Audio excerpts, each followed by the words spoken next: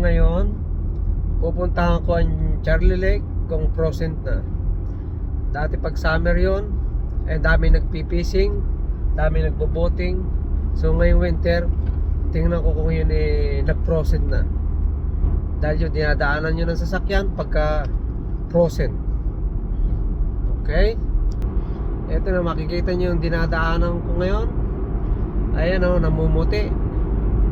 O, ayan ang mga tabi ng kalsada o. Namumuti siya.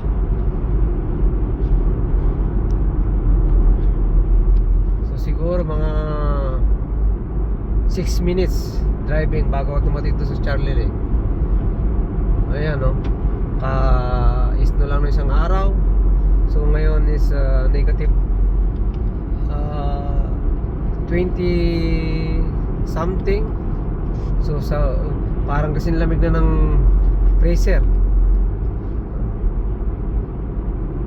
Kaya malamig ngayon dito, halos talagang mahigit pa sa freezer ang lamig dito sa Port St. John, BC. Ayan o, kung makikita nyo talagang yung gilid ng kalsada, pati yung mga puno-puno, ayun, namumuti o.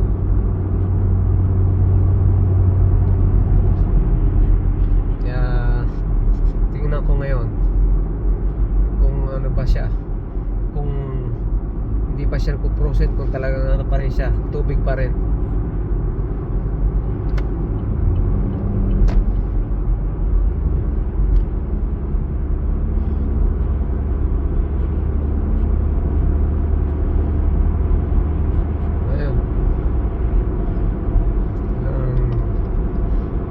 Ata mag-i-snow ulit. Kaya sobrang lamig na naman na mula bukas. Abutin pa ng mga negative 30 ang lamig.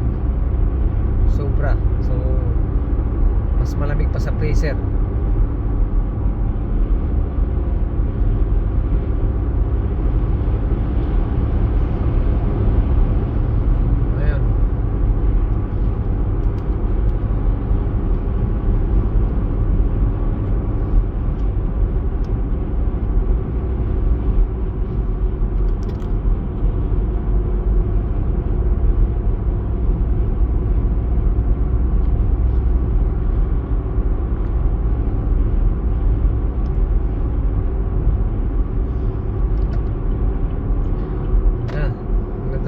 Parang white Christmas tree yung mga puno rito ngayon.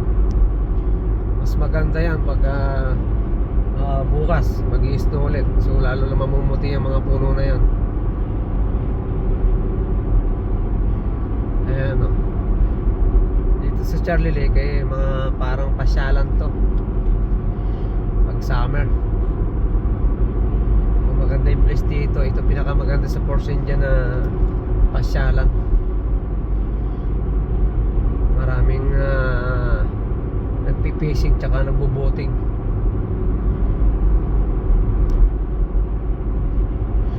Malapit na ako. Siguro mga 2 minutes na lang nandun na ako sa lake, Charlie Lake. So malalaman ko ngayon kung ano na ba to, kung frozen na siya o hindi pa.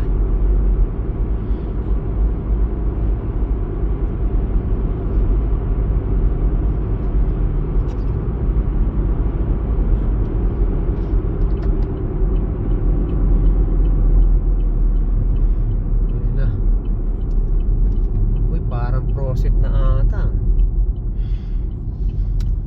Lapit na, makikita natin ang itong lake dito kung ano na siya, frozen na siya.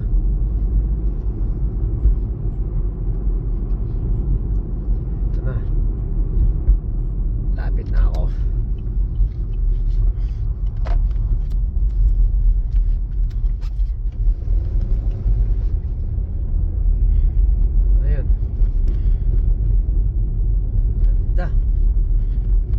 Makikita mo namumuti.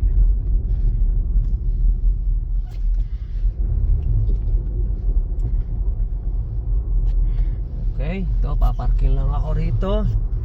Tapos makikita na natin yung lake dito ngayon kung pros, para malaman nyo kung ano siya. Ayan o, nandito na ako. Ayan, ito na yung gilid ng Charlie Lake. So ang lamig, pumapagaspas sa mukha ko, ang lamig talagang hindi kaya pagka hindi naka doble yung jacket tsaka naka bonnet. So ayan na, ito na yung lake. Oh, ayun oh, may mga nagsasakyan oh, na ano oh, ayan na oh, frozen na siya. May mga sasakyan na doon sa loob na nagdadrive. Ayun oh, laki ng lake oh. So hindi na siya tubig, frozen na siya. So ngayon ko lang napasyalan to pag summer. Dito kami sa nagpupunta. Ayun oh. Oh. Sabihin, hindi ko alam kung ano to. Ilang meters siya, parang 2 meters o 3 meters ang frozen niya. Oh, yung lalim. Ayan oh, ito yung tabi oh, ito yung daanan oh, papunta doon sa lake pagka magbo-boating at magpi-fishing. Oh, ayan oh. Nakita nyo, ayan oh. Oh. So yan yung lake. Ngayon wala na, puro isto na oh, frozen na siya. So yun, makita nyo sa sasakyan oh. Okay, hanggang dito na lang. Okay, bye.